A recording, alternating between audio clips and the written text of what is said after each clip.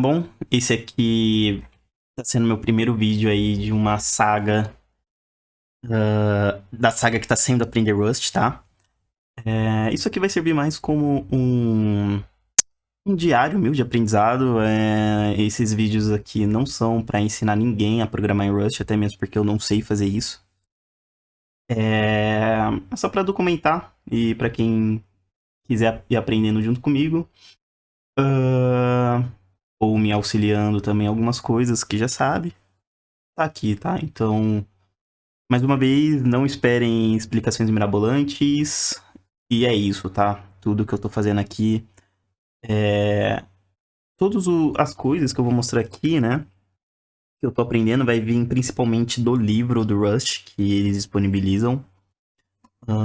Pra quem não sabe, deixa eu até pegar aqui. Rust livro. Um detalhe, tá? Cara, eu não tenho script algum pra fazer isso. Eu simplesmente pego, falo que eu penso, putz, tô a fim de gravar algo que eu aprendi. Na verdade, a ideia é eu sempre gravar após aprender algo, né? Então, li alguma coisa, entendi, eu sento aqui e gravo, tá? É uma forma de fixação também, né? Então, cara, não esperem edições, não vai ter edição isso aqui. No máximo, uma coisinha aí pra deixar o áudio melhor. Porque eu simplesmente estou usando os filtros naturais aqui do Linux. É... E é isso, né? Então, falando do livro, aqui a gente pode ver o livro, leia o livro. Tem até exemplos aqui, tá? Nessa parte de exemplos aqui eu ainda não entrei, sendo bem sincero. Eu quero aprender mais coisas até entrar aqui. Então, este aqui é o livro do Rust. Eles disponibilizam, cara, tem muita coisa legal aqui, muita coisa legal mesmo. Não sei se dá pra se tornar um desenvolvedor sênior, menos isso, né? Lendo esse livro, em Rust, pelo menos, né? Mas, cara, eu tô gostando muito, tá? Eu tô nesta parte aqui. Eu tô gravando essas 5 partes primeiro, porque eu tive essa ideia quando eu estava aqui, né? De fazer os vídeos.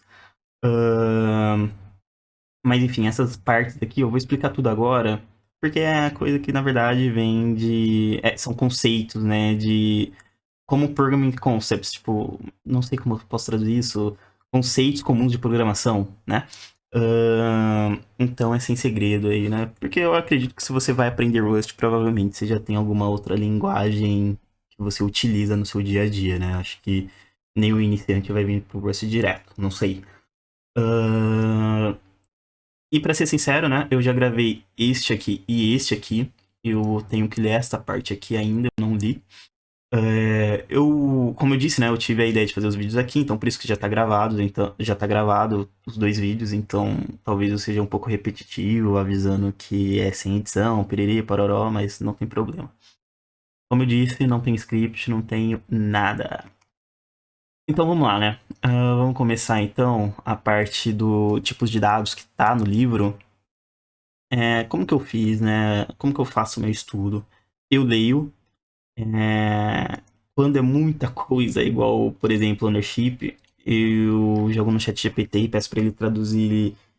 ahn, tipo, traduzir realmente o que está lá, sem resumir nada, etc. E eu fico o chat GPT de um lado e o livro original do outro, né? Pra ver se realmente não pulou. E no livro original tem figuras também, então é sempre bom acompanhar o original. E no final, eu peço pra ele fazer algumas pra IA fazer algumas anotações pra mim, né, que eu acho relevantes, e se eu não acho relevantes, eu vou lá, excluo, peço pra alterar, enfim. E uma dessas coisas que eu coloquei, que eu pedi pra ele fazer, foi isso aqui, né? Primeiro, vamos falar aí dos tipos de dados que existe no Rust, ou que pelo menos foi mostrado até então, né? Detalhe, aqui são primitivos, tá? Dados primitivos. Ahn, Eu espero que você saiba, né? O que é dados primitivos, são dados primitivos mesmo. Eu acho que a própria palavra já diz, né? Já meio que explica o que é. Que dados primitivos são primitivos da própria linguagem. Então aqui nós temos os inteiros, né, de 8 até 128 bits.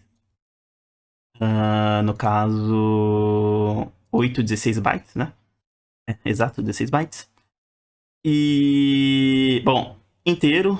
Então, isso aqui, o i na frente, agrega tanto os números negativos quanto os positivos, né? 255, 64 mil ou 66, sei lá quantos mil uh, absolutos, né? Então aqui tem um range pra gente ver o intervalo. Aí tem esse e-size, depende da arquitetura, então pode ser 32 ou 64 bits, 4 ou 8 bytes. Esse size aqui geralmente a gente usa quando a gente não sabe o tamanho, né, de determinada coisa. Tem os números apenas absolutos, unsignable, então também vai de 8 a 128 bits. E aqui tem o range, né? Então, de 0 a 255, de 0 a 65.535 e assim por diante.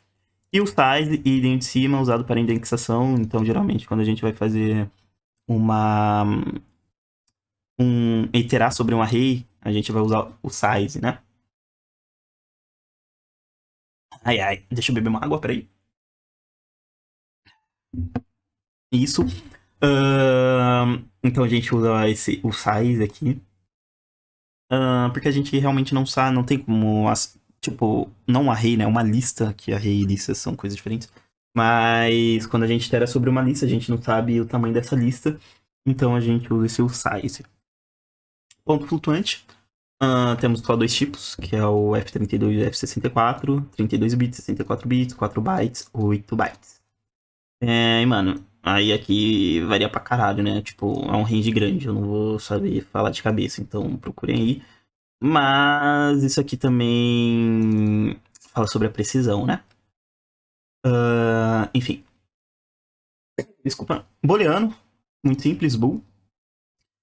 Isso aqui tem até uma observação, né? Apesar de ser um bit logicamente, né? True ou false, geralmente ocupa um byte na memória. Eu não lembro por que isso, cara. Se eu não me engano, tem uma explicação lógica. O Rust faz algumas coisinhas que a gente vai ver com o passar do tempo, tá? Deixa eu só ver aqui. Eu tô aqui no chat GPT, no caso, tá? Deixa eu mostrar pra vocês que eu joguei pra outra tela.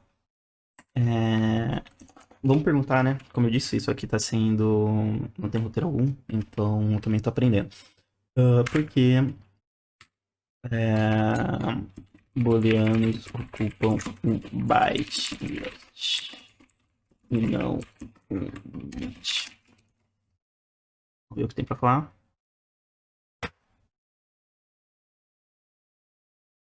Porque booleano ocupa um byte em Rust na maioria das linguagens. Na maioria das linguagens, eu nem sabia disso. Apesar de um booleano logicamente pode ser representado com apenas um bit, 0 ou 1, na prática ele ocupa um byte, 8 bits na memória.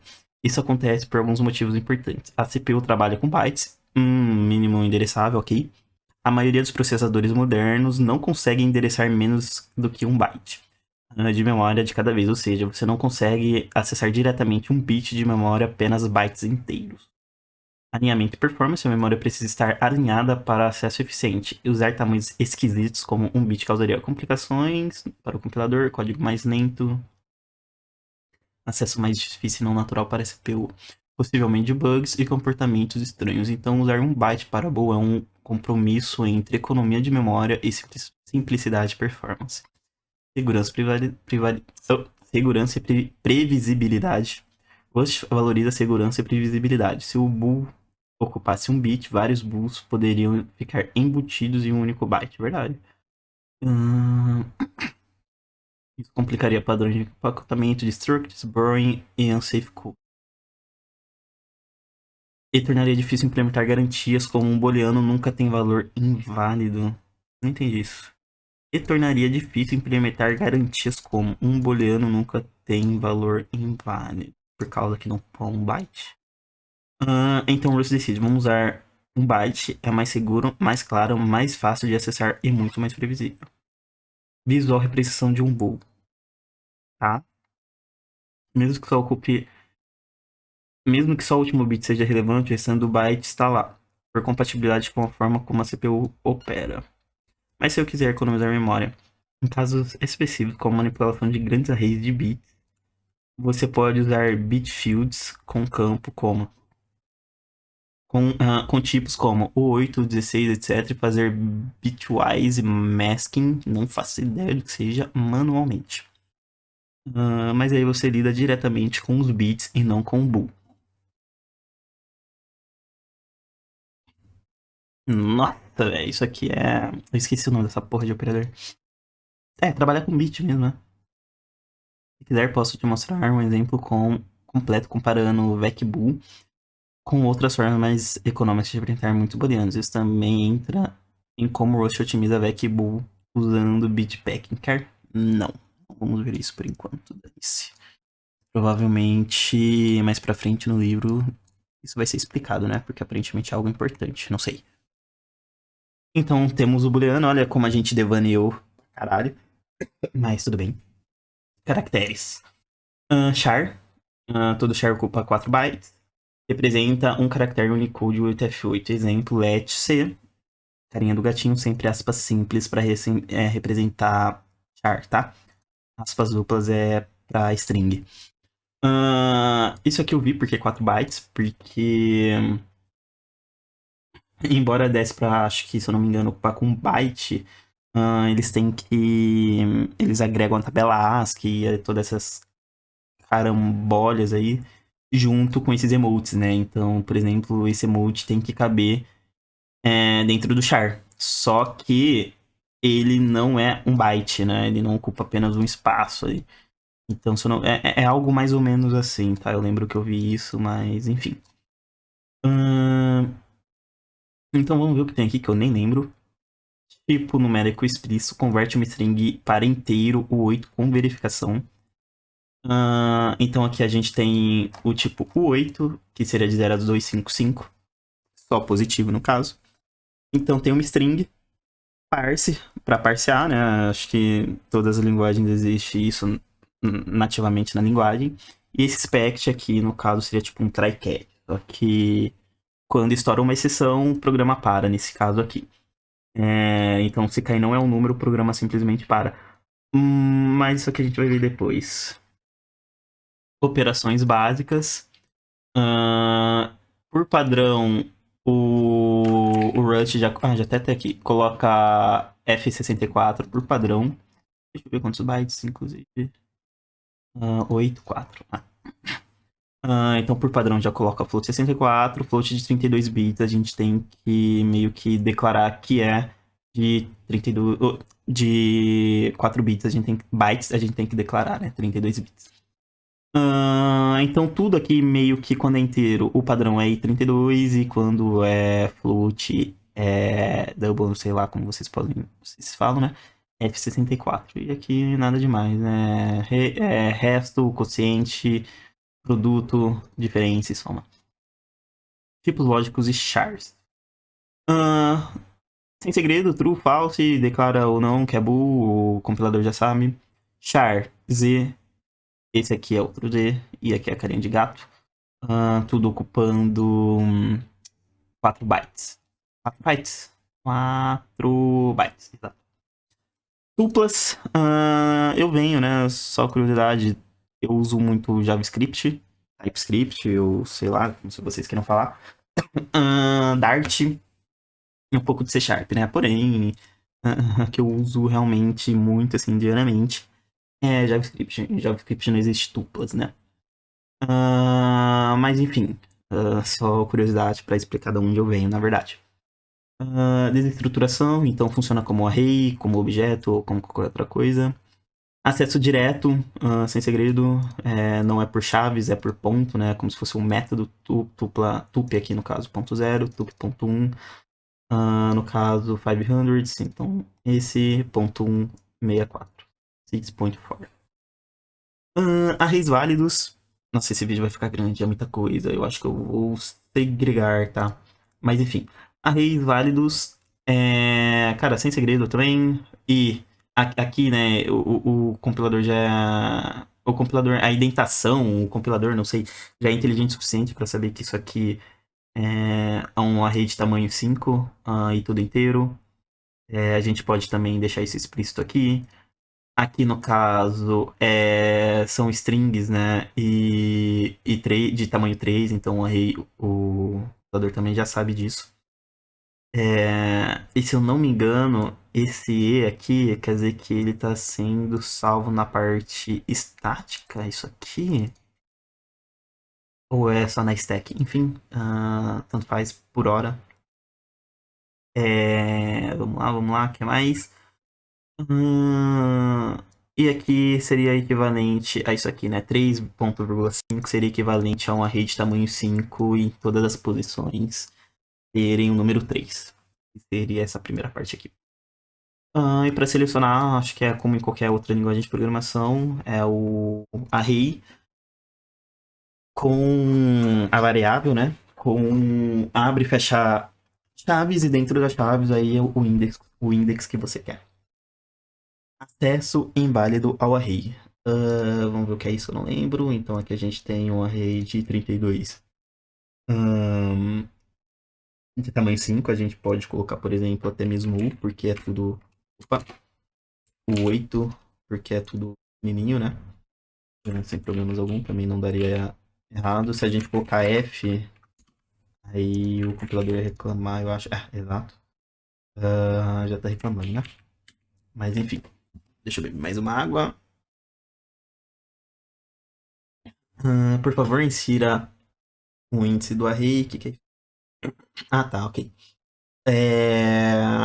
Cara, depois eu explico, né, o que é isso aqui mais pra frente, mas... vou explicar já. Aqui eu simplesmente estou declarando uma variável mutável, porque todas as variáveis, por padrão, são imutáveis em Rust, ou seja, você atribui um valor e não consegue mais alterar. Mas com isso aqui a gente pode alterar, então para quem vem de JavaScript, por exemplo, seria como se a gente declarasse algo com let, pode alterar, const, não, né? E por sinal também const tem aqui, não pode ser alterado, mas depois eu falo isso. Então a gente está literalmente, se fosse em JavaScript, desculpa, seria isso, let qualquer coisa, né?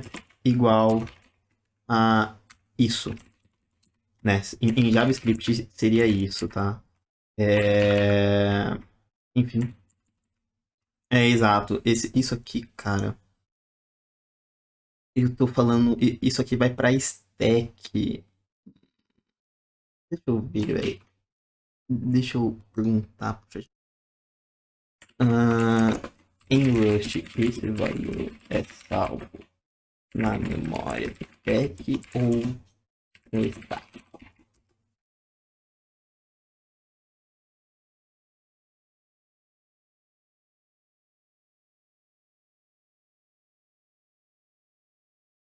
Exato, na memória estática, a variável ponteiro está na stack. Exatamente isso aponta para periri pororó, importante. Sim. É o que eu falei, né? Então, essa aqui, cara, os valores estão na parte estática, ou vai sair na parte. Esse E aqui significa que está na estática, né?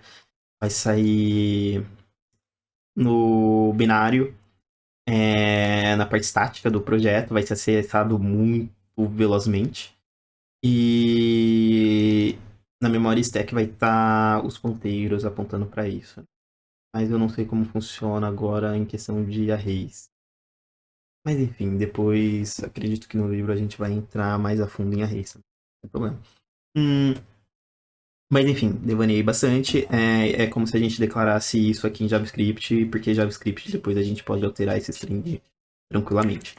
Se fosse só isso, a gente não ia poder alterar esse string mesmo declarando deste jeito. Quer ver? Vamos ver se eu consigo atribuir alguma coisa. Exato.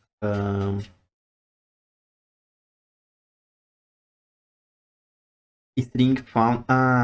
É porque aqui eu já estou aplicando algo literal, né? Um literal string. Então eu não posso fazer isso. E aqui, deixa eu ver, aqui eu sou obrigado a passar. Obrigado a passar uma variável mutável. Não, eu só queria fazer um teste, mas tudo bem. Vamos voltar, eu já falei um pouco, né? Então aqui eu estou declarando uma string e desta maneira eu estou falando pro compilador que, olha, salve isso aqui na memória heap porque isso aqui vai ser uma string manipulável, tá? Porém, para realmente tornar ela manipulável de vez, eu ainda tenho que lançar um mult aqui, porque mutável, né? Eu tenho que lançar esse mult de mutável, porque senão ela seria imutável, e mesmo que isso aqui estivesse na memória heap, ou seja, a memória heap é algo que a gente pode trabalhar de forma dinâmica, mesmo que isso aqui estivesse lá, eu não ia poder fazer isso, tá? Não ia poder alterar. Alterar realmente tem que ter esse valor mutável aqui.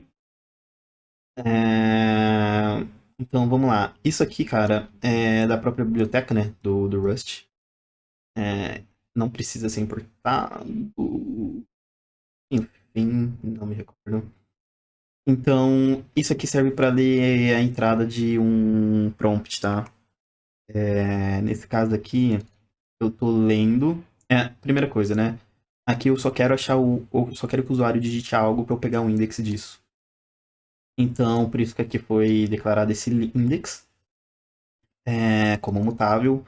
Readline, ah, o readline espera um valor mutável aqui dentro, string mutável, que é isso aqui. E se der erro, eu coloco um inspect aqui para se der erro, né? Cair no erro, eu rolar a linha e o programa para, né? Para de ser executado. E detalhe, né? Esse valor aqui, eu passo ele como referência para cá. Então, tudo que o usuário digitar vai ser salvo aqui, tá? E só é possível por causa desse string dois pontos new. Para poder deixar... Para fazer uma string ser alterável, tem que ter o multi e tem que ter esse string dois pontos new, tá? Então, aqui eu pego o index e... O index, novamente, né? Cara, isso aqui em Rust pode ser feito, tá? Se eu não me engano, isso chama shadowing. Shadowing. Shadowing. Se não me engano, é. Eu posso redeclarar a variável. Agora ela não é mais mutável. E pegar ela anteriormente, dar um trim, dar um parse. E se esse parse falhar, índice inserido não é um número, né?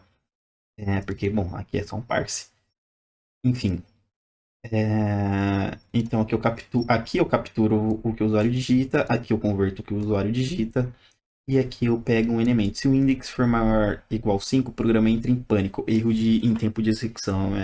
Rust trata erro em tempo de execução como panic, né? Que é algo que não dá para ser previsto. Mas tem formas, óbvio, de se proteger contra isto, né? Por exemplo, quando a gente digita... Como posso dizer? Por exemplo, digamos que a gente tenha um laço, não sei, e a gente tenha o 8 aqui. Se passar uma soma, se passar de 255, ele volta pro 0 ou pro 1, algo assim, né? Então ele fica num looping ali. Enfim, o Rust tem algumas formas de contornar isso, mas óbvio que vai dar bugs no programa. O valor de índice. Isso aqui são os tipos de dados. O que eu alterei aqui?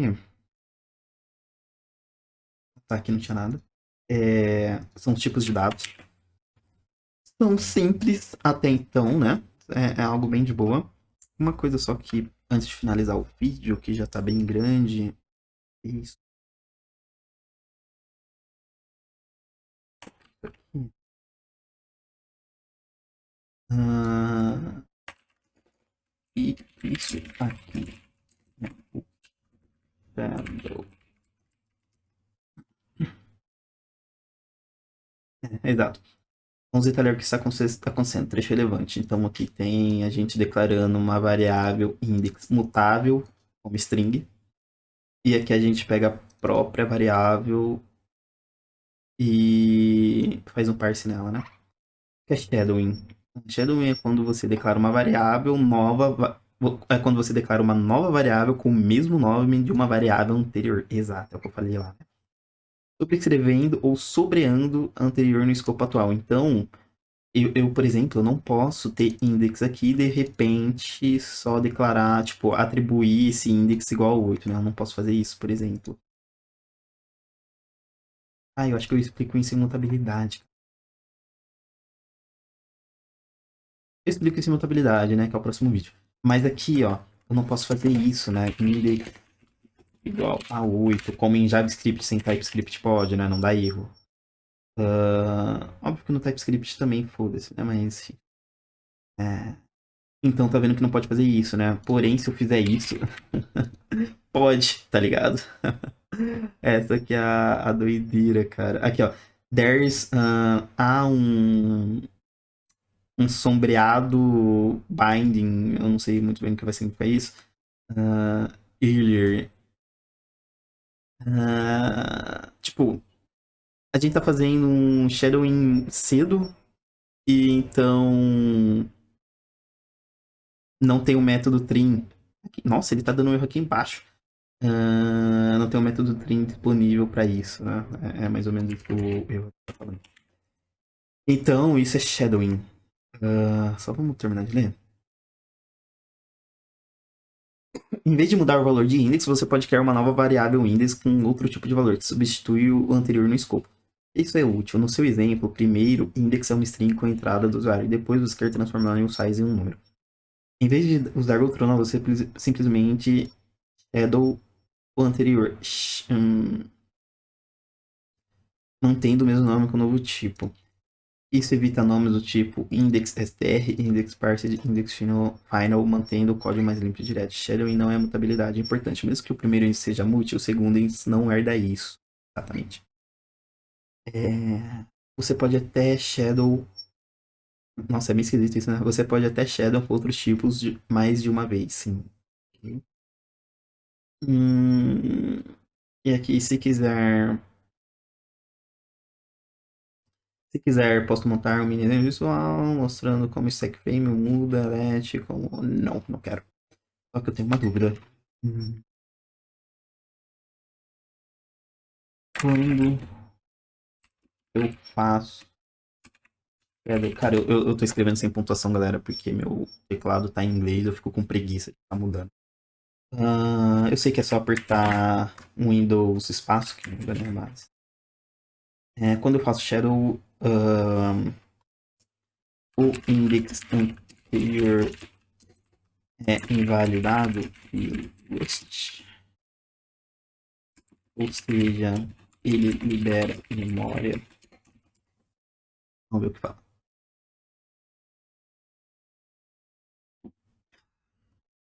Resumo rápido.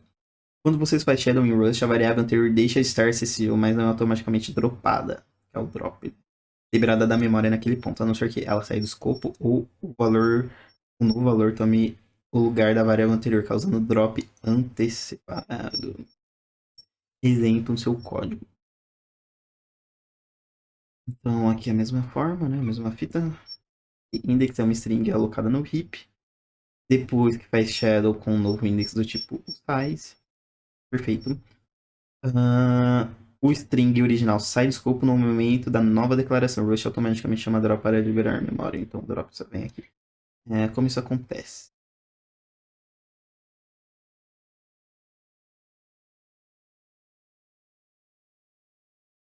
Acontece drop quando o valor de tipo é diferente, perfeito. Shadowing com valor do tipo igual, redeclaração. Ok, somente utilização comum, sem shadow. Não. Não, ok, né? Então sim, né? Se quiser, tá. Mais pra frente, no vídeo que eu já deixei gravado, eu explico o que é esse drop, tá, galera? Mas só pra entender só pra antecipar, né, o assunto. É como o Rust otimiza o código em si, tá? Matando as variáveis não utilizadas mais. Ah, então, só a última dúvida. Então, sim. Então, sempre que o valor sofre shadow sem multi, assim que é declarado, ele sofre drop. Perfeito, sim, essa é a regra geral em sempre com valor sólido, sem multi. Shadow sem multi de uma variável, o valor anterior totalmente dropado assim que a nova variável é criada. Ah, coisa. Cara, eu não sei muito bem. Eu sei que é uma classe, mas eu ainda não manjo como faz isso, tá? Let valor igual coisa. Let valor igual 42, tá? Isso aqui é um struct, objeto, né? Eu acho. Let valor igual 42. Shadow coisa será dropada aqui. Então, isso aqui na memória, tchau. Porque o Rust entende que naquele ponto você não tem mais acesso, você não tem mais como acessar o valor antigo. Ele encerra o lifetime da primeira variável ali e chama automaticamente o drop, caso o tipo implemente. Se não implementa drop. Implementa drop. E a nova variável com o mesmo nome. Cria a variável e se evita vazamento de memória, mesmo com o nome sendo o mesmo. Isso não acontece. Isso não é shadow, é retribuição. Ok, é mute. O valor anterior será dropado depois que a nova atribuição estar pronta. Garante segurança do double free, caso o novo valor dependa do antigo.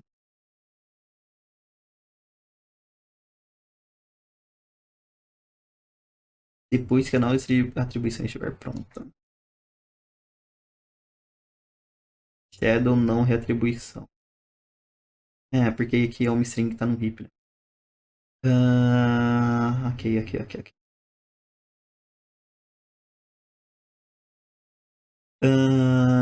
Quais tipos de implementa drop, só pra finalizar?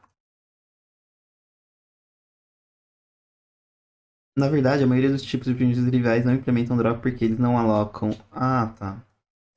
Eles não precisam de lógica especial de limpeza. O Rust consegue fazer limpeza automática eficiente via desalocação simples na stack.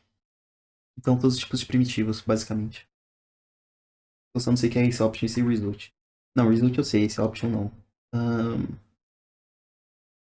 Vamos saber se um tipo implementa drop. Needs drop, pause. String precisa, porque tá na heap.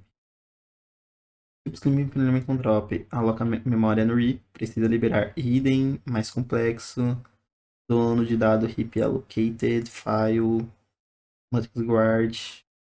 Então precisa liberar o lock do drop. Precisa fechar arquivo no drop. Dono do dado heap allocated. Contador de referência precisa ser decrementado, caralho. Entendi. Entendi.